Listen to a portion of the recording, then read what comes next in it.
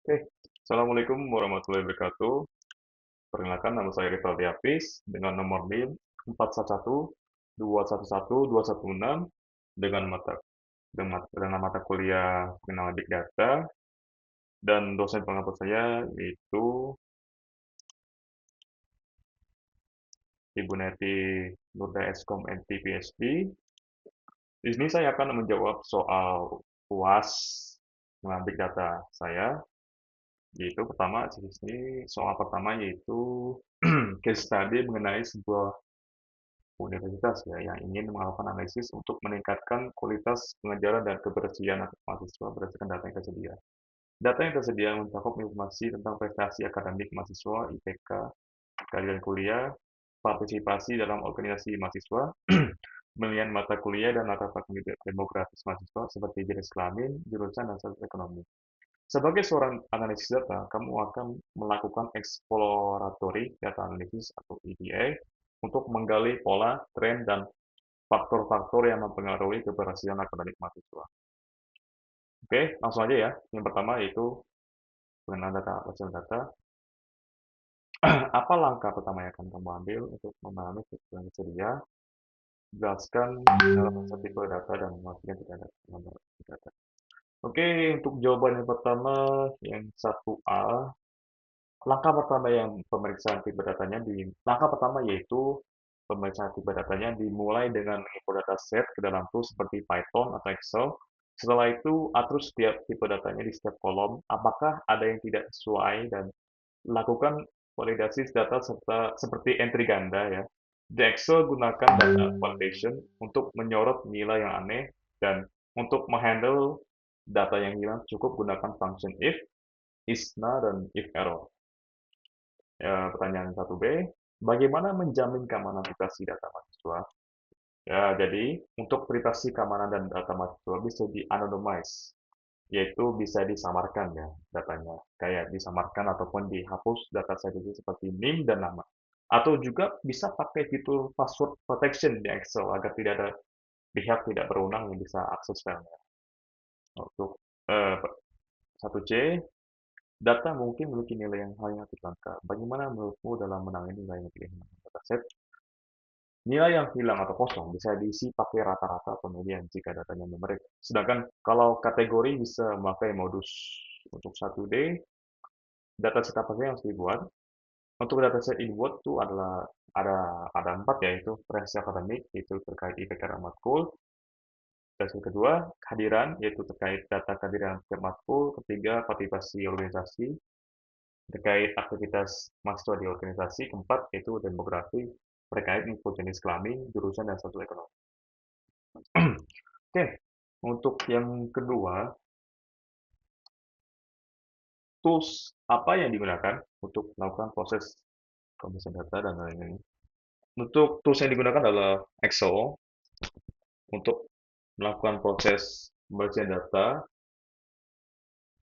Aplikasi yang digunakan adalah Excel, dan tools yang digunakan untuk melakukan proses pemeriksaan data, visualisasi data yang lain itu untuk pemeriksaan data itu menggunakan sort and filter. Untuk membersihkan data menggunakan remove duplicate. Maaf, maksudnya untuk hapus duplikasi data itu menggunakan remove duplicate. Untuk analisis data itu menggunakan pivot table ya. Yang ketiga itu visualisasi data seperti chart, bar chart, pie chart, scatter plot. Ada juga conditional formatting untuk langsung melihat dari tabelnya. Untuk soal nomor 3 ini, identifikasi pola dan insight. Bagaimana sih? Oke, langsung aja ya untuk jawab nomor 3A. Untuk mengetahui pola terkait mata kuliah yang lebih sering dipilih oleh mahasiswa dengan tingkat tinggi atau rendah, itu gunakan pivot table. Untuk 3B, bagaimana bagaimana menjamin keamanan data data mahasiswa? Ada, yaitu dengan menggunakan box plot atau chart lain sesuai dengan untuk melihat gimana IPK mahasiswa dari status ekonomi. Gitu.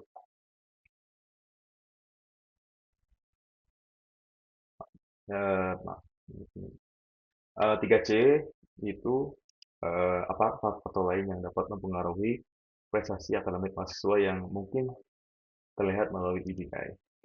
Faktor lainnya kita bisa cek apakah kehadiran partisipasi organisasi atau jurusan akan mempengaruhi ke IPK.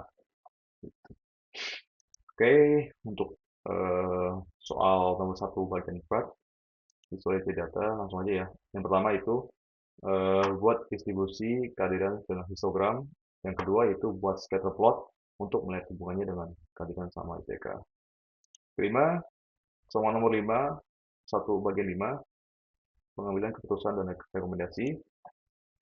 Untuk sarannya, untuk universitas adalah diperketat terkait kehadiran, buatlah fitur presensi otomatis yang bisa memonitor kehadiran mahasiswa yang lebih aktif, perluas layanan tutoring atau konseling agar mahasiswa yang kesusahan dalam matkul tertentu, serta tingkatkan organisasi mahasiswa untuk membantu mereka para mahasiswa agar mendapat soft skill yang mendukung prestasi akademik dan buatkan program bantuan finansial seperti beasiswa.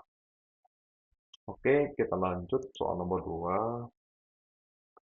Kita refer ini. Langsung aja ya, saya berikan jawabannya saja. Nanti bisa baca sendiri. Sini. Dataset apa yang digunakan? Untuk dataset digunakan adalah pada paper ini ya, paper ini. Itu dia menggunakan, tunggu, saya cari dulu ya, multispectral. Multispectral. Ya, bisa lihat ya.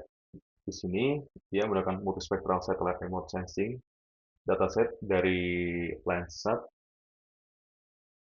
Participant to four classes in the urban vegetation forest. Oke, untuk dataset lainnya dia menggunakan maps dari sungai dan jalanan dari Indonesia, Geospatial Agency, Elevation Data from National SPRM, elevasi data dari National SRM 2015 dan data settlement dari Landsat. Yang B, metode yang digunakan adalah Geographic Information System atau GIS dan Analytical Hierarchy Process atau EHP. Untuk yang C, jelaskan identifikasi pola yang dilakukan dalam paper tersebut.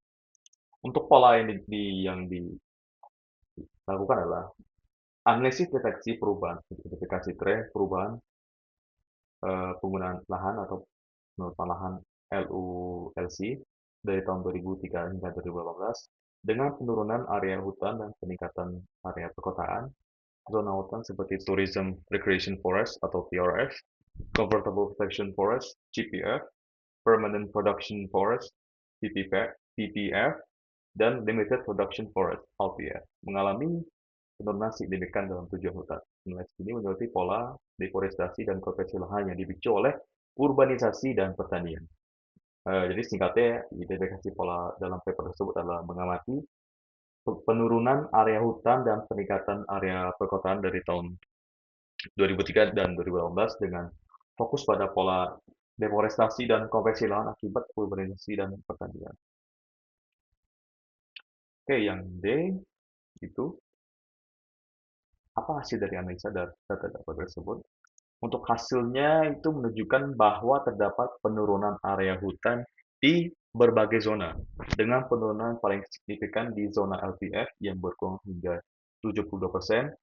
Area yang diidentifikasi sebagai sangat sesuai atau cukup sesuai untuk perluasan hutan diusulkan berdasarkan kriteria seperti pemukiman, elevasi, dan kedekatan dengan sungai dan jalan. Untuk soal 2E, apa rekomendasi yang disarankan oleh penulis dan apa rekomendasi yang dapat kamu sarankan juga kepada penulis terkait dengan hasil-hasil tersebut? Oke, untuk rekomendasi dari penulis sendiri, penulis merekomendasikan untuk memprioritaskan perluasan hutan produksi di area yang sangat sesuai dan cukup sesuai, serta mengelola area hutan secara kolaboratif dengan pemerintah dan komunitas lokal guna menyeimbangkan deforestasi dengan upaya reforestasi. Untuk rekomendasi saya sendiri, saya pribadi menyarankan pemerintah untuk memperkuat kebijakan yang mendukung praktik penggunaan lahan yang berkelanjutan dan juga meningkatkan partisipasi dari komunitas lokal dalam pengelolaan hutan dan berketat dalam mengontrol konversi lahan serta tingkatkan program reforestasi agar dapat membantu mengurangi dampak deforestasi. Oke, untuk soal nomor 3 di sini itu mengenai tentang saya harus menjelaskan eh, paper Project Stone punya kelompok saya ya. Oke, lanjut. Di sini saya akan membahas tentang projection saya, yaitu mengenai yang berjudulkan analisis sebaran chip Wi-Fi di DKI Jakarta. Oke, saya lanjut aja ya. Mulai aja. Untuk bagian pendahuluan, di era digital ini, internet menjadi kebutuhan mendasar. Pemerintah DKI Jakarta melalui program Cek Wi-Fi itu menyediakan akses internet gratis untuk meningkatkan kualitas hidup masyarakat, mendukung pendidikan ekonomi dan sosial. Data dari analisa penyebaran Wi-Fi itu memberikan gambaran tentang implementasi program di seluruh wilayah DKI Jakarta, termasuk jumlah perangkat, sebaran lokasi, dan sumber pendanaannya. Analisis ini menunjukkan bahwa Jakarta Barat memiliki perangkat terbanyak dengan pendanaan didominasi oleh bagian APBD. Dan karya ini juga di sini akan dievaluasi tentang keefektivitas Jack Wi-Fi, terutama bagaimana pola sebaran perangkat, sumber pendanaan, dan klasifikasi kebutuhan guna untuk memberikan rekomendasi optimalisasi ke depannya gitu. Oke, selanjutnya ya, tujuan dari Jack Wi-Fi itu sendiri ya. Yang pertama, memahami efektivitas program Jack Wi-Fi. Dengan memahami dan menganalisis sebaran perangkat Wi-Fi ini, itu dapat menjadikan bahan evaluasi terhadap program Jack Wi-Fi dan mengidentifikasi suatu area yang perlu ditingkatkan. Yang kedua adalah mengidentifikasi program Jack Wi-Fi. Jadi, kami ini ingin tahu apakah program Jack Wi-Fi dapat memberikan perubahan yang signifikan terhadap bidang pendidikan dan produktivitas ekonomi. Yang ketiga itu adalah memahami strategi pengembangan dan perluasan program Jack Wi-Fi itu sendiri. Di sini kami ingin di sini saya ingin memahami strategi pengembangan dan perluasan jaringan dengan mempelajari pola penggunaan dan kebutuhan masyarakat di berbagai wilayah. Maka dengan ini saya dapat mengembangkan serta memperluas jaringan J-Wi-Fi di masa yang akan mendatang. Oke, selanjutnya pada metode yang saya lakukan ini adalah data yang digunakan dalam penyajian merupakan data sekunder dari Jack Wi-Fi. Data ini dianalisis menggunakan Microsoft Excel. Di sini kami memilih Excel karena kemudahannya diakses dan digunakan, serta familiar bagi tim kami. Begitu. Meskipun ada keterbatasan dalam mengambil data besar atau analisis statistik kompleks, fitur data Excel sudah memadai lah untuk mengorganisir, memvisualisasikan, dan menganalisis data sekedar terkait cek Wi-Fi. Oke, di sini kita bisa lihat ya hasil dan pembahasannya gitu. Yang pertama adalah penyebaran Wi-Fi di DKI Jakarta. Di sini kita bisa lihat yang pertama Jakarta Barat itu tersebar sebesar 727 perangkat dan di Jakarta Pusat itu adalah sebesar 537 perangkat. Yang ketiga adalah Jakarta Selatan itu tersebar 632 perangkat. Dan empat Jakarta Timur 640 perangkat. Yang kelima itu adalah Jakarta Utara 585 yang tersebar. Kalau ditotalkan itu sebesar 3.121 perangkat ya. Di sini bisa kita simpulkan ya bahwa memang perangkat yang paling banyak tersebar itu adalah di daerah Jakarta Barat ya, dan yang paling terkecil yaitu adalah di bagian Jakarta Pusat gitu. Selanjutnya, di sini kita bisa lihat ya grafik jenis pendanaan selama 3 tahun terakhir. Di sini pendanaan selama 3 tahun terakhir yaitu dari tahun 2022 sampai tahun 2024.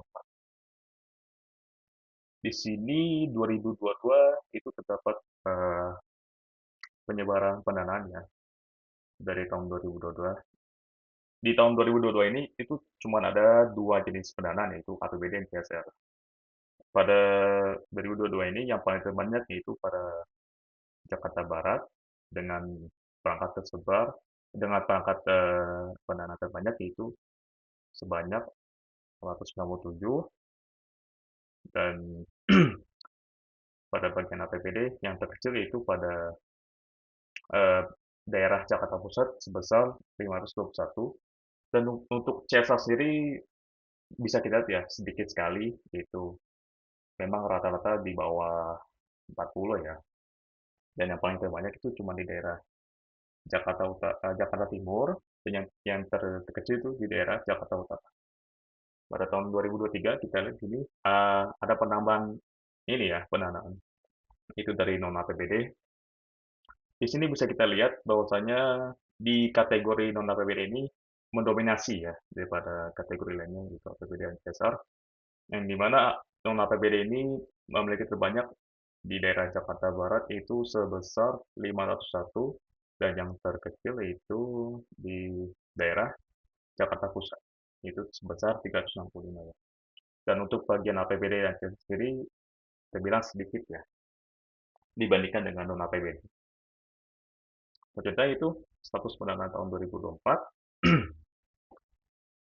Di sini kita bisa lihat ya bahwasanya kategori APBD dan kategori non APBD itu terbilang hampir-hampir lah ya, hampir sama-sama, hampir seimbang begitu lah ya untuk pendanaannya. Yang dimana untuk APBD yang paling terbanyak itu di daerah Jakarta Barat sebesar 369, dan untuk bagian non APBD itu sebesar 391 di daerah Jakarta Selatan. Dan yang terkecil di bagian APBD yaitu adalah 263 di daerah Jakarta Selatan, dan untuk non APBD terkecil itu di daerah Jakarta Pusat sebesar 230 juta. Nah, untuk kategori CSR ya sama ya, peningkatannya sedikit, itu memang rata-rata di bawah 40 ya. Oke, selanjutnya penyebaran WiFi berdasarkan klasifikasi. Di sini kita bisa lihat ya bahwasanya untuk klasifikasi di daerah Jakarta Barat itu memiliki klasifikasi yang paling berat ya, yaitu di daerah Jakarta Barat sebesar 537, sedangkan untuk di bagian Jakarta Selatan itu, maksudnya untuk klasifikasi ringan itu yang paling terbanyak yaitu berada di daerah Jakarta Selatan sebesar 106, untuk klasifikasi sedang terbanyak di daerah Jakarta Barat. Di sini kita bisa lihat ya untuk klasifikasi yang paling terbanyak itu adalah yang klasifikasi paling terbanyak yang paling berat itu adalah di bagian Jakarta Barat. Di bagian klasifikasi berat. Maaf. Oke, selanjutnya total penyebaran WiFi berdasarkan topologi. Di sini kita terdapat dua penyebaran WiFi berdasarkan topologi ya, yaitu pertama penyebaran berdasarkan GPON, yang kedua itu adalah Metro E. Di sini kita bisa lihat ya, untuk penyebaran GPON dan Metro E ini yang paling terbanyak itu adalah Metro E sebanyak 2.885. Yang bagian GPON, maksudnya topologi GPON itu memiliki kecil ya, itu sebesar 236. Selanjutnya, untuk grafik diagram donat total penyebaran per batch. Total penyebaran per batch-nya itu yang pertama, yang paling terbanyak itu adalah batch 2, yaitu sebesar 1.758, dan yang terkecil yaitu batch 2, maaf, maksudnya yang terkecil itu adalah batch 1 yang sebesar 1.363. Nah, maksud dari batch ini adalah total penyebaran batch ini selama 3 tahun ya. Jadi batch pertama itu disebar selama dari tahun 2022 sampai 2023 tuh sampai maksudnya 2022 sampai 2024 tuh sampai sampai berapa gitu untuk batch pertamanya. Yang kedua itu batch keduanya itu berapa itu dari 3 tahun terakhir gitu. Oke, selanjutnya ini adalah bagian problemnya ya, bagian penyebab penyebaran JKP tidak merata. Oke, yang pertama itu adalah kepadatan penduduk. Eh, Wilayah dengan penduduk lebih padat seperti Jakarta Barat ya, cenderung mendapatkan lebih banyak perangkat Wi-Fi. Kepadatan penduduk mencerminkan tingginya kebutuhan akses internet di wilayah tersebut. Sebaliknya, wilayah dengan penduduk lebih sedikit seperti Jakarta Pusat mungkin mendapatkan prioritas lebih rendah. Gitu. Yang kedua adalah lokasi strategis. Pemasangan jack wifi sering diprioritaskan di lokasi-lokasi strategis seperti sekolah, fasilitas publik, seperti taman, halte, gitu. Dan pemukiman padat, Jakarta Barat mungkin memiliki lebih banyak fasilitas dan pemukiman padat dibandingkan wilayah lain, sehingga mendapatkan alokasi wifi lebih banyak. Jakarta Pusat, meskipun pusat pemerintahan dan bisnis, mungkin memiliki lebih sedikit pemukiman padat, begitu. Oke, yang ketiga itu adalah infrastruktur jaringan terbatas. Nah, di sini untuk ketersediaan infrastruktur pendukung seperti kabel serat optik dan tiang jaringan itu mempengaruhi pemasangan WiFi. Di wilayah dengan infrastruktur kurang memadai atau sulit dijangkau, pemasangan WiFi menjadi lebih terbatas. Jakarta Timur dan Jakarta Selatan mungkin masih dalam pengembangan infrastruktur teknologi yang belum merata. Begitu. Yang keempat adalah faktor ekonomi. Di wilayah dengan tingkat ekonomi yang lebih rendah, cenderung lebih diutamakan untuk pemasangan Gcash karena tingginya kebutuhan akses internet gratis. Jika suatu wilayah sudah memiliki banyak pengguna layanan internet berbayar, pemasangan WiFi gratis mungkin dipandang sebagai prioritas lebih rendah begitu. Nah, untuk kelima itu kebijakan pemerintah. Nah, ini salah satu problem juga ya, karena penyebaran WiFi gratis itu bergantung pada perencanaan anggaran dan kebijakan pemerintah daerah itu sendiri. Faktor teknis seperti anggaran terbatas dan percepatan program di wilayah itu bisa menyebabkan ketidakseimbangan dalam penyebarannya. Begitu. Oke, di sini kesimpulannya adalah bahwa program JKOVI telah menjangkau seluruh wilayah DKI Jakarta, namun penyebaran masih belum merata. Jakarta Barat memiliki jumlah perangkat terbanyak, sementara Jakarta Pusat memiliki jumlah yang paling sedikit. Pendanaan program ini mayoritas berasal dari APBD dengan kontribusi dari non-APBD dan CSR yang masih terbilang minim. Selain itu, perangkat base 2 itu lebih banyak dibandingkan base 1 dan topologi metro ini menjadi pilihan utama dalam penyebaran Wi-Fi. Nah, untuk saran yang bisa yang kami sampaikan itu pada pemerintah ataupun eh, terhadap program Cekova ini adalah untuk mengoptimalkan program Cekova diperlukan langkah-langkah seperti prioritas sebarang perangkat di seluruh wilayah, meningkatkan kerjasama dengan sektor swasta melalui program CSR, serta mengalokasikan perangkat berdasarkan kebutuhan tiap wilayah. Selain itu, strategi jaringan perlu dikembangkan agar lebih efisien dan evaluasi rutin harus dilakukan untuk memastikan layanan dapat memberikan manfaat maksimal bagi masyarakat. Begitu.